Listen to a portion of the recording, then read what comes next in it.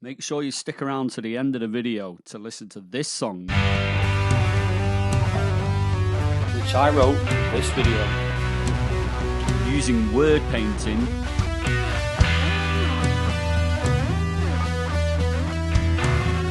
and to see how you also can write a song using word painting. The first thing we're going to do today, we're going to have a quick listen to this song by James Blunt.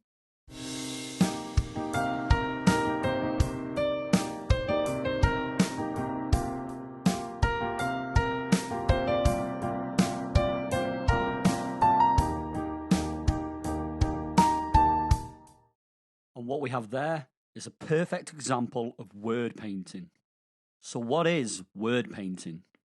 Word painting, sometimes known as tone painting or text painting, is a musical technique where the music we write reflects the literal meaning of the lyrics. So in our James Blunt example, as he sings the word high, the melody goes high. It leaps up an octave from where it was before.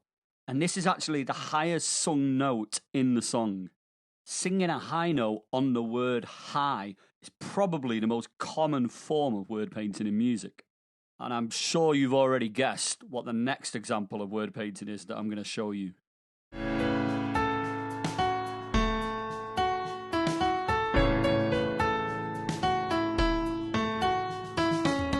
That was the Garth Brooks song, Friends in Low Places, and it was yet again another textbook example of word painting. The word low is sung on a very low note. It's the lowest note in the chorus, and it's the lowest note we've heard so far in the song. So there's two very obvious examples of word painting in music. I chose these two songs, these very obvious examples, because they're a great way to very quickly and easily demonstrate what word painting is. However, there are many more ways we can use word painting.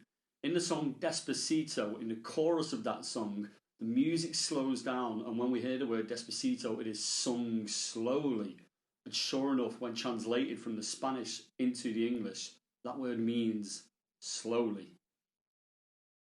In the George Gershwin song, They Can't Take That Away From Me, there is a line that says, "The way you sing off key." And yes, sure enough, many performers sing a wrong note on that word key. And this is just the tip of the iceberg when it comes to word painting. Maybe we could sing the word smooth on one long note, and maybe a word like jagged over lots of quick notes that rise and drop in pitch. Not all examples of word painting are as obvious as singing the word high on a high note. In my song, for example, it's far more subtle than that. The opening lines to this song is, "I want to live in boring times where paintings look like how poetry rhymes." And the narrator of our song is bemoaning the modern world, how complex and scary it has become. And they're using art as an example to demonstrate this. In the 20th century, art was very much subverted. We had cubism in the visual arts. We have things like atonality and dodecaphonic technique in music. So when the narrator of this piece sings the line, "I want to live in boring times where paintings look like how poetry rhymes," on that word rhymes, I've used the same note as I did for times, and this makes sense because the notes rhyme and also the words rhyme. When we rhyme words, we produce the same sounds. That's what rhyming words is. And I've used the same note here, also producing the same sounds. Not only did I use the same note on the words times and rhymes, but I made sure that that note was a chord tone. I did that because that makes literal sense with what the narrator is saying. This person wants logic, they want order, they want their paintings to look like paintings and poetry to rhyme like poetry, and therefore it makes sense that they want music to follow the laws of the harmonic system. But what if I did use a chromatic note there? Well, that might suggest to us that the narrator of this song is wrong or disingenuous or doesn't really believe in what they're saying. This is the beauty of songwriting as a storytelling medium. We get to tell a story with our lyrics and with our music, and the two can tell two different stories at the same time. That is incredibly powerful from a storytelling perspective. Okay, now it's time for today's song. This is song 11 out of 100 on our quest to write 100 songs, and this song is called I want to live in boring times.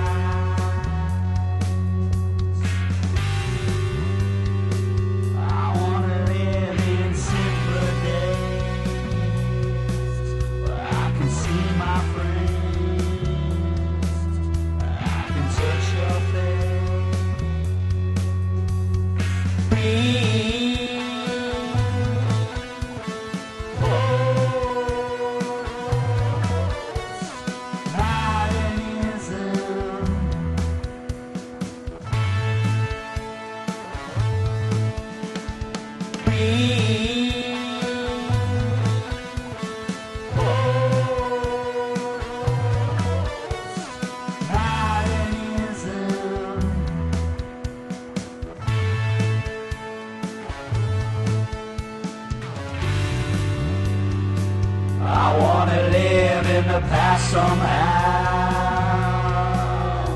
before this fight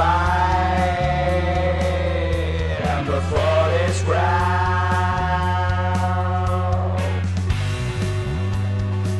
I wanna hide in the smallest nook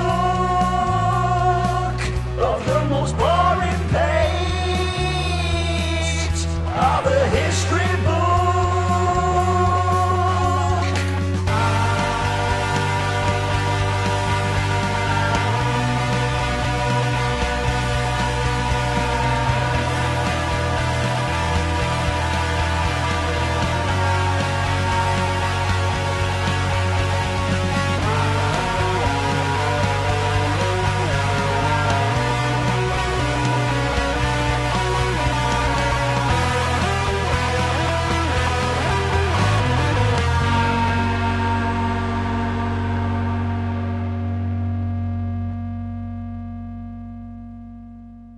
Well, there we have it, song 11 done, 89 to go. And what did I learn from this song?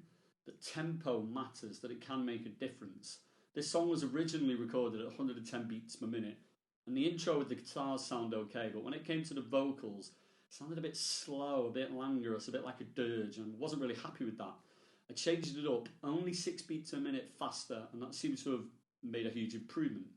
Something else I've learned, or maybe I should say noticed, is things that I do myself as a composer. I tend to change chords, once every bar. Now, there's no need for me to do that. I could have 2 chords a bar, I could have 3 chords a bar, but I've noticed I'm already set in my ways, so maybe I should have to change that up a bit. Now, obviously today we spent a lot of time talking about word painting. If you could think of any examples of songs that use word painting, and there are many, please pop them in the comments. I'd really like to know what they are.